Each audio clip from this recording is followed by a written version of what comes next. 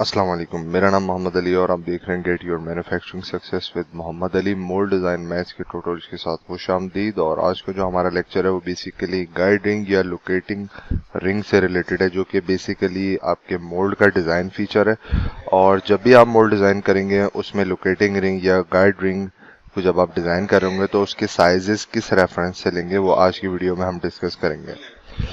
ठीक है, तो locating ring basically is a circular member fitted on the top face of the mould over the sprue Bush. यानी जो आपका guide ring है या लोकेटिंग रिंग है, यह आपके मोल्ड के फिक्स हाफ में यानी इंजेक्शन वाली साइड पे टॉप फेस के ऊपर लगा हुआ होता है, यानी टॉप प्लेट के ऊपर लगा हुआ होता है जहां पर स्प्रू होता है। और स्प्रू से में आपको पता है कि यहाँ से बैरल से मटेरियल इस स्प्रू में आता है और यहाँ से फ्लो होके आपकी कैविटीज में जाता है।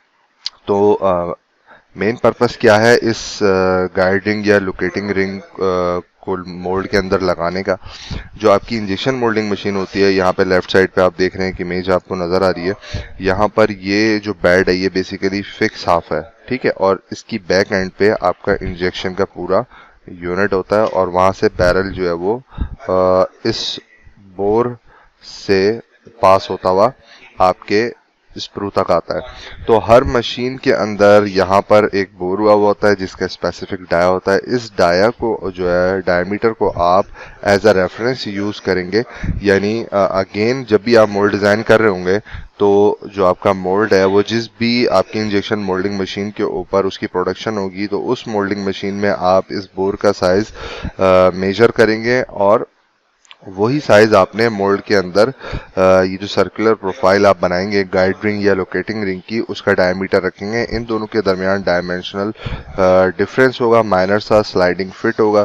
तो लेट सपोज ये अगर 100 mm है तो आप इसको 100 mm से कम रखेंगे। आप जो है वो स्लाइडिंग फिट के अंदर जाके टॉलरेंस सेलेक्ट कर सकते हैं, ठीक है।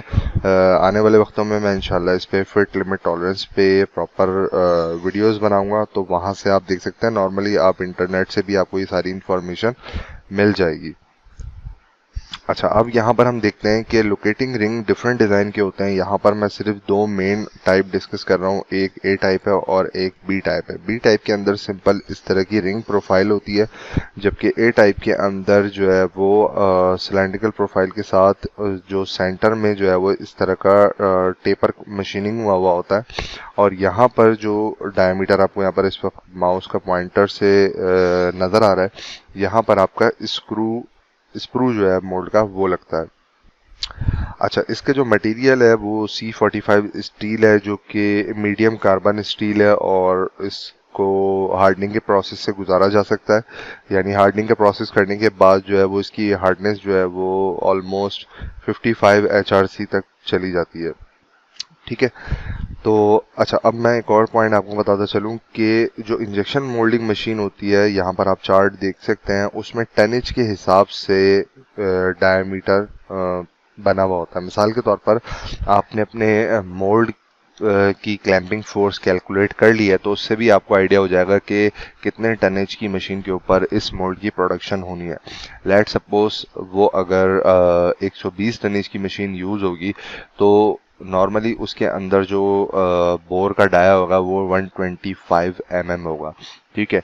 ये जो यहाँ पर मैंने फिगर मेंशन किया हुआ है, ये मोस्टली जो ताइवान की, जापान की जो मशीनें होती हैं इंजेक्शन मोल्डिंग मशीन, उनके अंदर इसी स्टैंडर्ड को फॉलो किया जाता है, ठीक है। तो आप इंटरनेट से जो भी आपकी मशीन जिस रीजन से आपकी इंजेक्शन मोल्डिंग मशीन का ताल्लुक है, तो वहाँ से आप इस तरह की इंफॉर्मेशन लेकर जो है वो अपने डिज़ाइन डिपार्टमेंट को दे सकते हैं, ताकि जब भी वो मोल्ड डिज़ाइन करें और वो टनेज कैलकुलेट कर लें, क्लैंपिंग फोर्स कैलकुलेट कर लें, तो वहाँ से वो सेलेक्ट कर लें कि इंजेक्शन मोल्डिंग मशीन के अंदर जो लोकेटिंग रिंग का जो डायमीटर है जहाँ से बैरल जो है वो पास होता हुआ आपके मोल्ड के स्क्रू तक आएगा, उसका साइज क्या है, ठीक है।